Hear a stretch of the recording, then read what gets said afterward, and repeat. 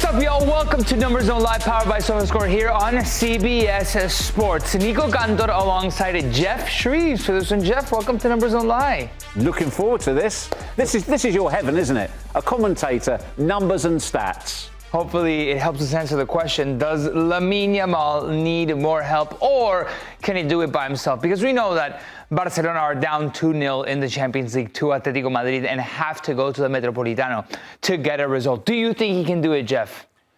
He on his own? No. Do I think Barcelona can do it? Absolutely. All right, and that's going to be the question, because there are so many players that have to be part of the collective that cannot let Barcelona down, unlike a couple of moments in the first leg. So let's check out what happened in that first leg, where Lamine was doing a lot of the heavy work. The passing, the dribbling, 9 out of 15 successful dribbles, 3 key passes. Lamine looked good in that first leg, Geoff. Yeah, all I can think of is that... The thing is with Lamine Yamal, he has got so much in his locker. He is such a good player. Nico, he produces moments of such individual brilliance. If you don't see somebody else match them, you think he's being let down. But he's at such a level, I'm not entirely sure it's possible for other people to reach his level. You see what I'm saying? Yeah, I do see what you're saying. I mean, he is the standout performer for Barcelona, that difference maker. It's interesting how Lamine can affect a match. You hear more of those statistics from that first leg. I mean, even in the expected goals department, Barcelona bested Atlético Madrid. Granted, they scored a free kick from very far out, which is probably a low XG moment, but big chances. Barcelona had more. They produced more shots, and even had more shots inside of the box, considering that they had a man less for most of the time. This is the starting 11. And as you can see, Geoff, per the Sofascore rating, he was the standout performer well beyond the rest of his teammates. Yeah, I mean, when you say, does he need more help? For me, it's where does he, Barca, need more help? And it's in goal scoring. It's who else is going to come up with the goods. So it's goal scoring and assists. So he has good numbers, but can you increase his numbers? Because I don't think there's any doubt he's the best player in the team. I know you can look to Pedri because he's a phenomenal player, but he is the biggest threat, both in terms of supplying the ammunition and disrupting the opposition as well. So how do you help him more? Yeah, it's incredible because Lamine Yamal does lead the department in La Liga with big chances created, like well beyond the person right behind him, who's Álvaro Garcia from Rayo Vallecano. And you see the likes of Arda Güler, even a Fermín López, by the way. I think we'll talk a little bit more about him, and Mikel Oyarzabal from Real Sociedad. But then you looked at the team that misses the most chances, and Barcelona's at the top of that list, well beyond Real Madrid. Is this something that you want to lead? Is this a department of statistics that you want to lead if you're Barcelona? Most big missed chances? How does that compare with chances created, though? Because if you are creating the most chances, you are more likely to miss more chances. So you would need to see those side by side. That wouldn't bother me on the top goal scorers. So, for instance, Barcelona in the top 5 leagues are the team with the most players who've scored 10 plus goals this season. So that shows a level of consistency of finishing.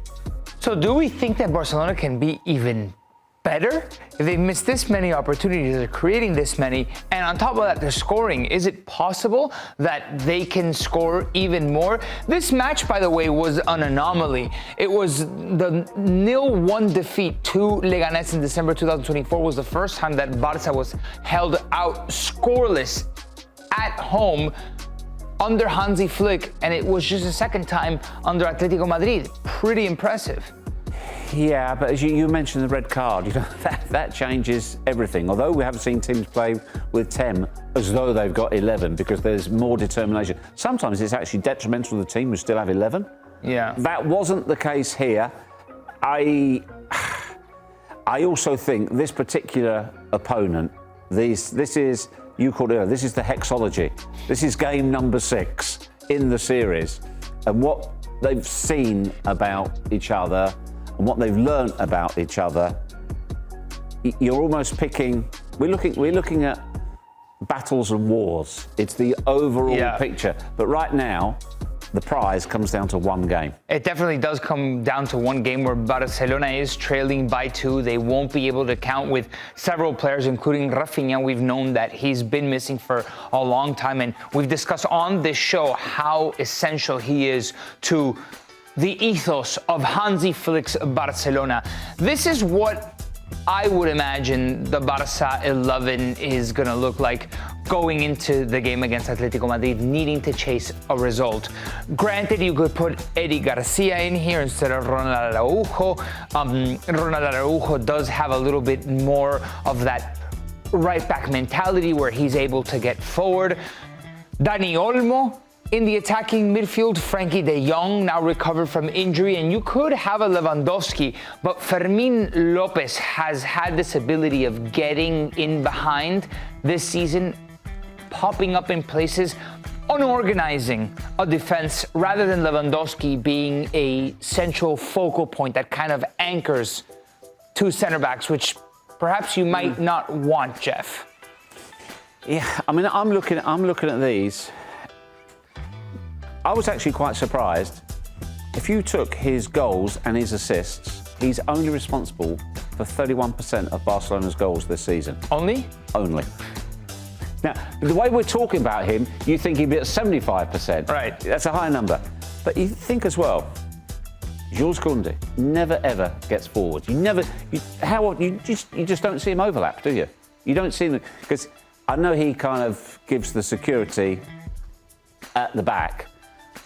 He's a difference as well.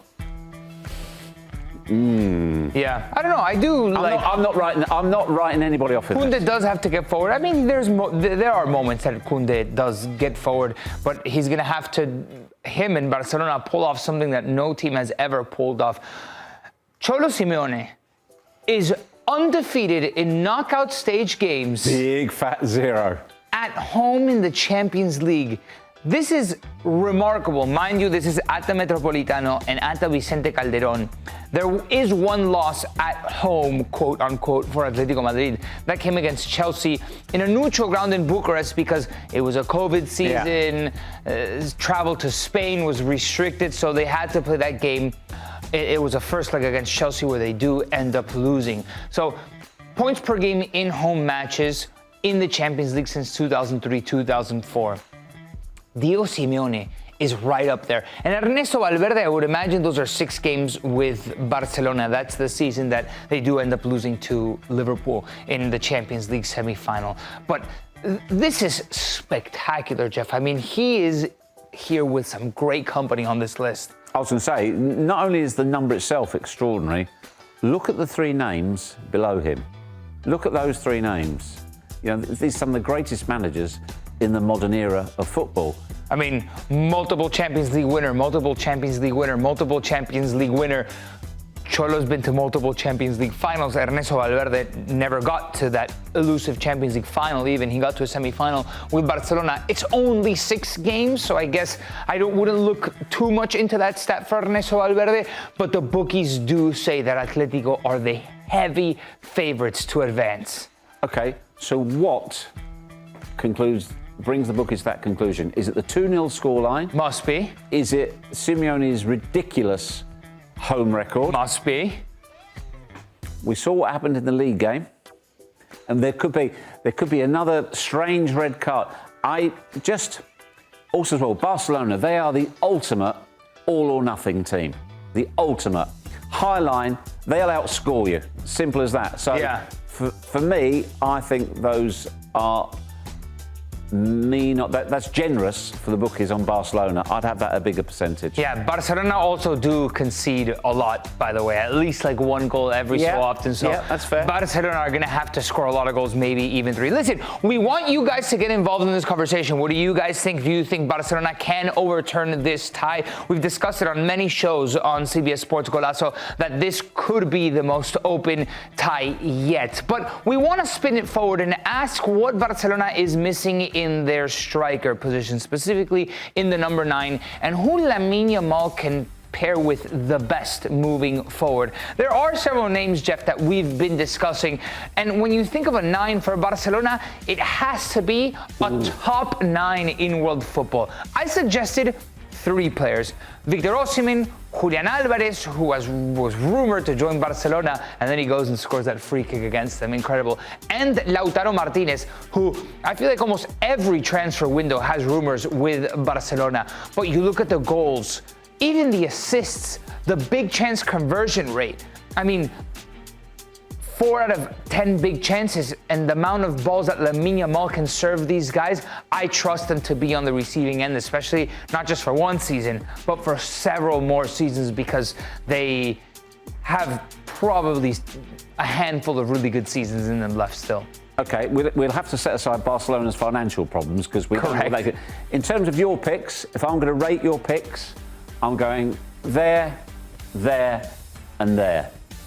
This guy, and with all due respect, I just think he's wasted where he is. He should be at a huge club. He should be challenging for the top honours in the game. I just think he's come into his own. I think he's gone there. He's got the personality. He's got the wherewithal. He's got the goals as well. Yeah. Yes, the thought of him running in behind, the thought of him getting on the end of, well, what Lamine Yamal can supply. Extraordinary. Yeah, even Rafinha on the other side, right? Yeah, and he's a massive miss as well. I don't know why. It just doesn't seem quite the right. You know why? To me, it seems like a right fit, because if you talk about what Barcelona does off of the ball, that counter press, or even the press to begin with, Julian Alvarez is a workhorse, and I think he can bring that to the table more than anybody. But even if Barcelona couldn't sign these guys, I think there's an answer that's already on the team. And that's Fermin Lopez. Yeah, I know you were going to say that. In my opinion. Well, because there's been several instances this season already where you see the link-up starting to sharpen between Lamine Yamal and Fermin. And Fermin has had to take on this role with either Ferran Torres out of form or Lewandowski injured. This guy has delivered. He can play the 9. He can play in behind. Let me say to you then, do they play better with Lewandowski? Yes or no? Sure, yes. Right, so you should try and replicate as close to what Lewandowski is as opposed to something else. So who's the answer for that? It's not this guy. Yeah, sure. Osimhen if you want. Osimhen, yeah. Or even Lautaro Martinez. All right, let us know what you guys think. Who should Barcelona sign next? Who is the best fit? Do they need to go elsewhere, or is the answer on this team? And can they get it done, most importantly, in the Champions League against Atlético Madrid? This is Numbers Don't Lie. Hey, thanks for watching this video from Numbers Don't Lie. Be sure to catch our show every Monday at 5 p.m. on YouTube. And for news and insights from leagues all around the world, including Serie A, EFL, and all UEFA competitions, both men's and women's, don't forget to sign up for Paramount+.